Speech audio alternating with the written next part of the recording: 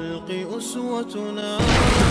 سنته جلا نوري لهدي الحق أرشدنا.